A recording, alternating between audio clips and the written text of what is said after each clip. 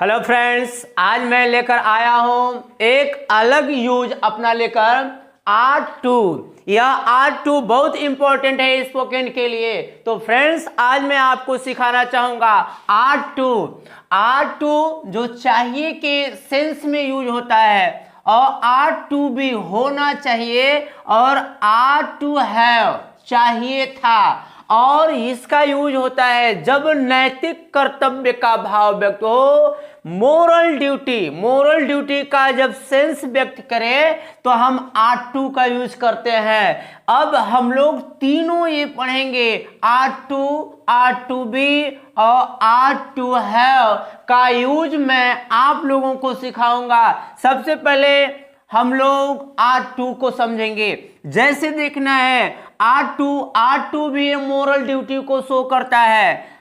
जैसे moral duty जो हमारा नैतिक कर्तव्य है शो करता है, हमें अपने माता पिता के आज्ञा का पालन करना चाहिए। ये हमारा नैतिक कर्तव्य है कि हमें माता पिता का कहना मानना चाहिए। अब ट्रांसलेट क्या हो जाएगा? we are to obey our parents।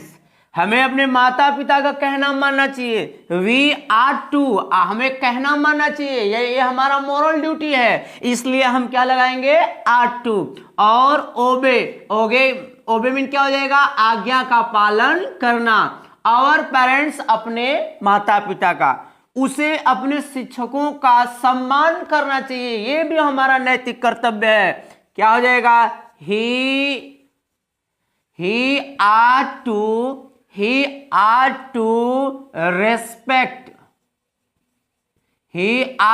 respect or to his teachers।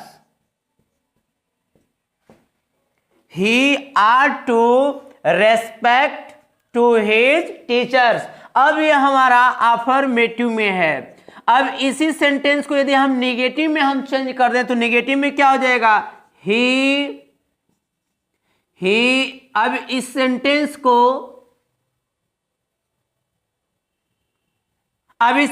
को निगेटिव में चेंज करना चाहे तो क्या होगा? ही ought not to respect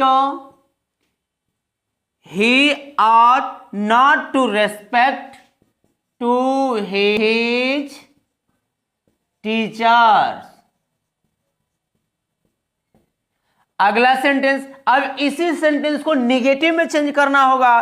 तो निगेटिव में तो हो गया, इस सेंटेंस को हम इंट्रोगेटिव में चेंज कर दें तो इंट्रोगेटिव में चेंज करने के लिए हम क्या लगाएंगे? पहले हम लगा देंगे ought he not to respect to his teachers।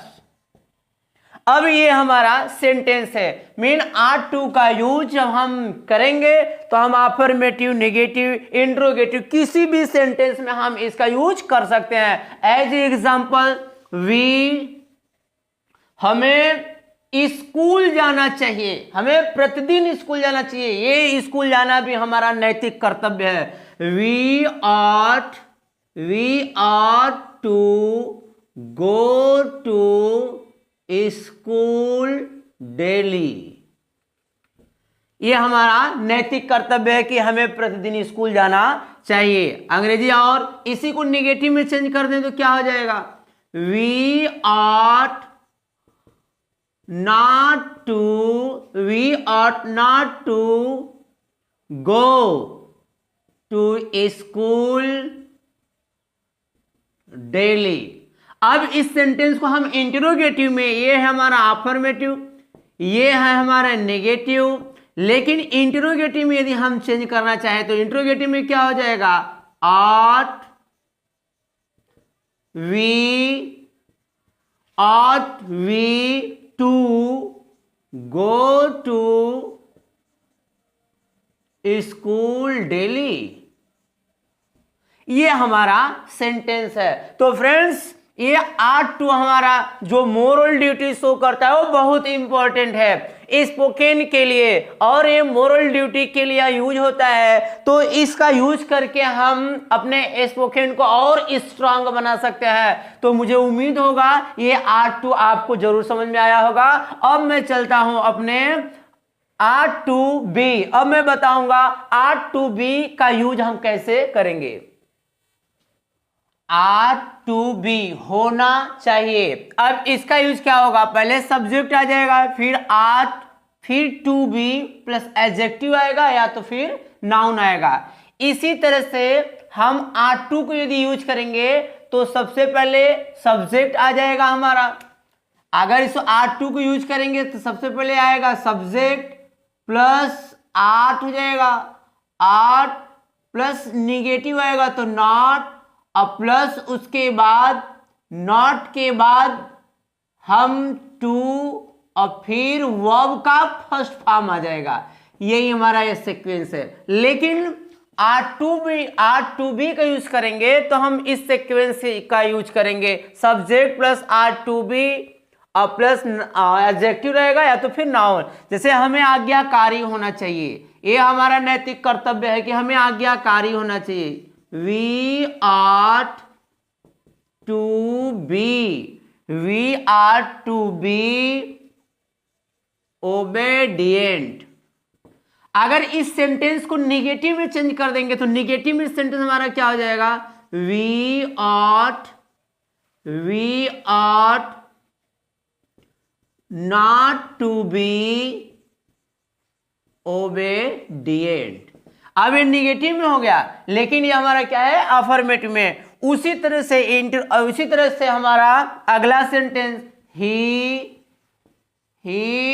Are to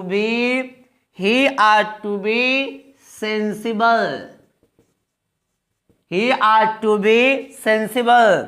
उसे देशभक्त होना चाहिए।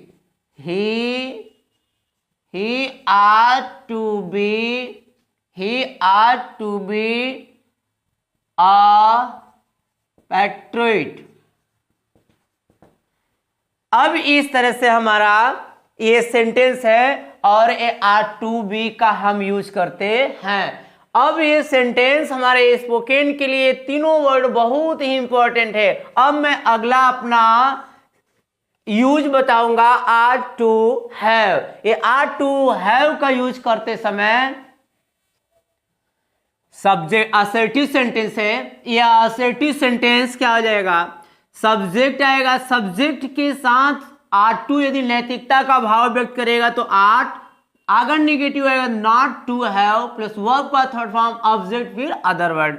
उसी तरह इंटरोगेटिव में आ जाएगा तो पहले आर्ट फिर सब्जेक्ट प्लस नॉट फिर टू हैव प्लस वर्ब का third form object plus other word. जैसे एग्जांपल में आपको माता पिता का कहना मानना चाहिए था। अब इसको हम ट्रांसलेट क्या करेंगे, अब ये अफर्मेटिव में यूज करेंगे तो हमें यहाँ क्या हो जाएगा, you are to have obeyed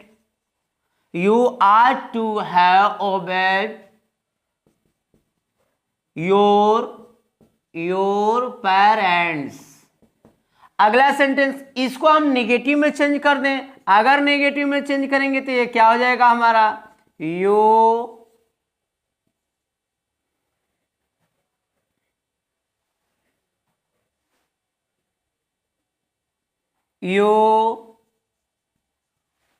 are not to have